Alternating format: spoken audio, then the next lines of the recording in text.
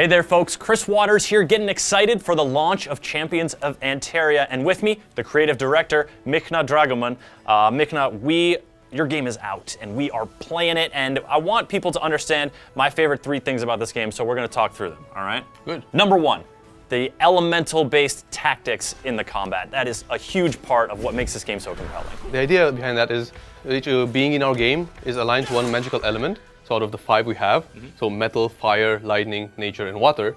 And basically this works in a rock, paper, scissors kind of mechanic, in which each one is good against the next one, clockwise on this kind of wheel, right? And this kind of influences every decision you make in terms of who fights who, what ability should I use against whoever. And it really lends itself to experimentation, which I think that's the core thing that we are kind of bringing with our game. It definitely does, because they can have attacks that change the affinities of their enemies or their allies, so there's really a lot to take in. Yeah, that's true, but it's progressively introduced, right? Yeah. So it's not going to be overwhelming for anyone. Because in the end, there's we have these sort of puzzly things that you have to provide your tactics around, but everyone will do it differently. That's really, really cool. So there's a lot of deployables, for instance, think of it like a deployable turret, right? But it's not a turret. We're in a fantasy world, right?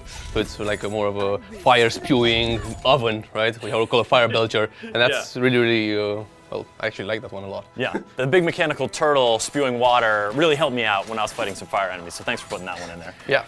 And of course, the combat is playing out. It's a real-time strategy sort of combat, but you can stop it at any time and sort of plan out, okay, these people are going to attack here, you're going to buff here, and then we're all going to move towards this.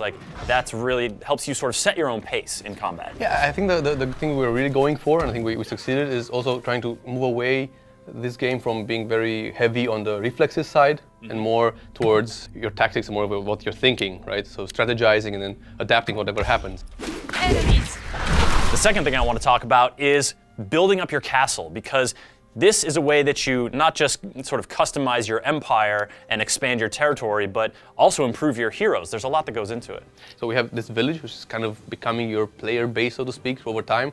And this is kind of where your power comes from, right? So it's not about fighting a lot. Your guys don't get more powerful by fighting, but actually by kind of making sure they nurture this base correctly, right? And they grow it in the proper way. You need to fight to sort of defend your territory and expand and sort of follow the storyline.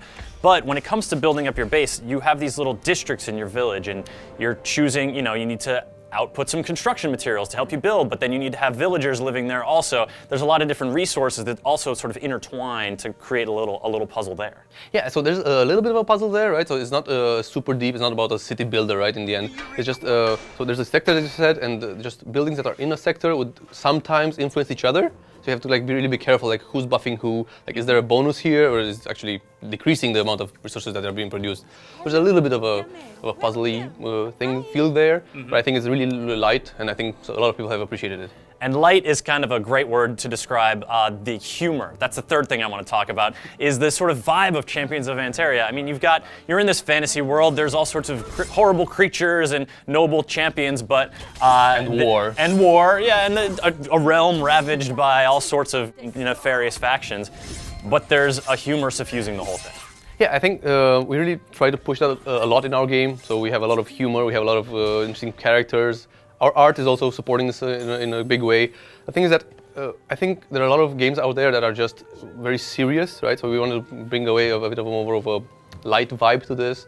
Plus, I think it really fits the art style we have. Ha ha! Is that all you've got? You poxy little monkeys.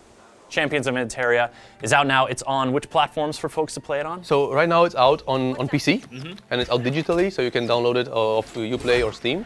Perfect. There's one way to end this. Hero pose! Hero pose!